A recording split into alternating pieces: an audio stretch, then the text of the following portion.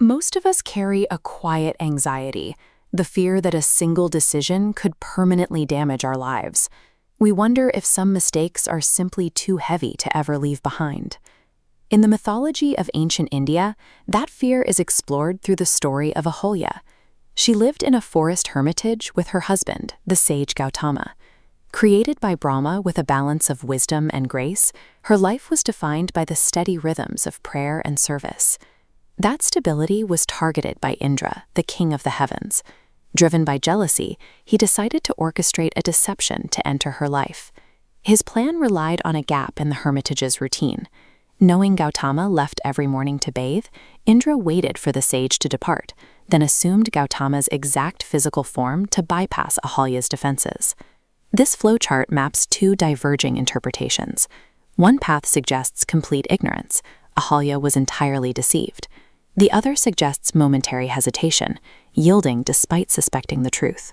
Both paths lead to the identical consequence. Regardless of her intent, the boundary was crossed and the damage was done.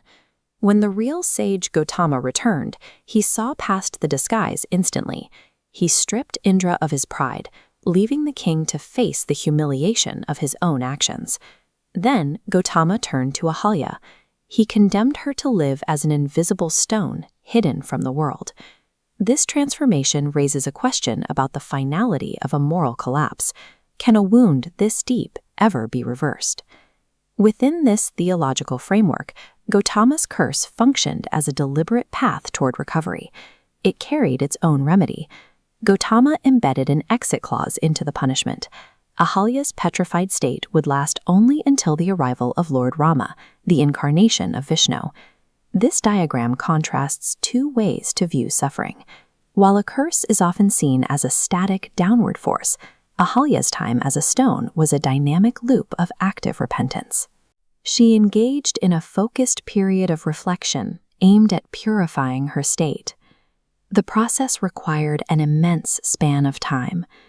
Empires rose and fell while she waited in silent isolation. Suffering, when combined with persistent faith, becomes the mechanism that clears away past actions and prepares the individual for a return to wholeness. The catalyst for that return finally arrived from Ayodhya. The sage Vishwamitra guided the young Prince Rama and his brother Lakshmana into the silent, abandoned sections of the forest. Vishwamitra led Rama specifically to the ruined hermitage. He explained that Rama's presence was the only thing capable of ending Ahalya's long isolation. Lord Rama walked gently into the hermitage.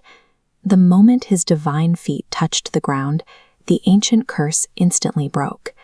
The stone-like form vanished. Ahalya emerged into the light, restored to the state she possessed before the deception. Her years of reflection had prepared her, but it was the external arrival of grace that possessed the power to finish the work and dissolve the past. Standing before the prince, Ahalya sought forgiveness. Rama affirmed a central rule of the story: those who sincerely seek to change are never abandoned. When Sage Gautama returned, his anger had been replaced by a willingness to move forward. He recognized that the resolution granted by Rama overrode his previous grievances. This infographic tracks the movement from a broken state back to wholeness. Looking at the first two pillars, human mistakes do not outscale compassion, and purification begins with the effort to change. The final two pillars show the result. Forgiveness mends deep wounds, and grace restores hope in dark circumstances. The story concludes with the gods showering flowers from the heavens, marking a transition from suffering to peace. Ahalya's story functions as a record of human possibility. It stands as evidence that restoration remains accessible to those who move toward it.